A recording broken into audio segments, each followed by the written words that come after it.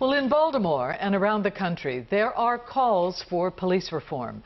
Some proposed solutions include body cameras, better training, stricter use of force policies. But one idea often overlooked, increasing the number of women police officers. In fact, some critics call the shortage of women officers a public safety crisis. WJZ decided to investigate how women in policing could make for a better department.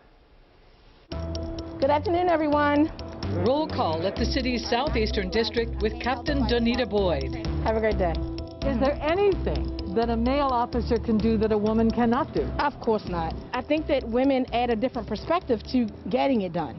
So if force is needed, then a woman is going to use the force. But before she uses force, she's going to use everything else that she has available to her. Captain Boyd's opinion, formed during her 27 years with the department, is backed up by study after study. Just don't give up. Women are less likely to use aggressive tactics when struggling with a suspect, and women are less likely to fire a weapon on duty. A lot of our female officers often have the ability to really empathize and over-communicate, which often helps with de-escalation. The majority of this job isn't, chasing people and constant adrenaline rushes. Are you enjoying distance learning? In fact, an estimated 80% of the job of policing involves people skills, what some call emotional intelligence, a quality often recognized in female officers. The toughest moments are situations that involve children. You'll go out and you'll just hug a kid and let them cry on you and cry with them. And that doesn't fix the situation. It doesn't fix the situation, but it lets them know that someone cares. Is that part of the job of a police officer? Yes, it's who I am. And it's who I want the officers that work with me and for me to be. With less of the hammer, that doesn't mean that we're less effective in our response. What that means is we use a different skill level, we use a different thought process.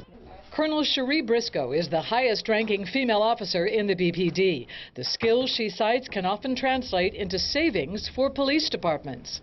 Statistically speaking, women have fewer complaints. We have fewer uses of force.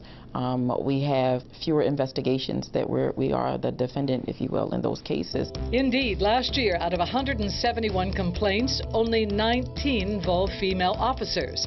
There are fewer women on the force, but the numbers still show statistically fewer complaints. At the same time, the department launched a diversity campaign to attract more women. I know people need to trust in us.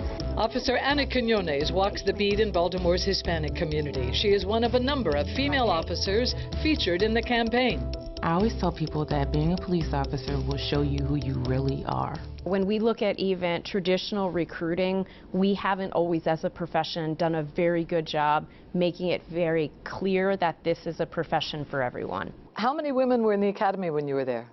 When I was in my academy class back in 1997, there were 4 of us. And how many men? I think close to 40. Chief Hyatt is proud that the Baltimore County Police Department is now 17% female, Baltimore City 18%. But the national average is only 13%.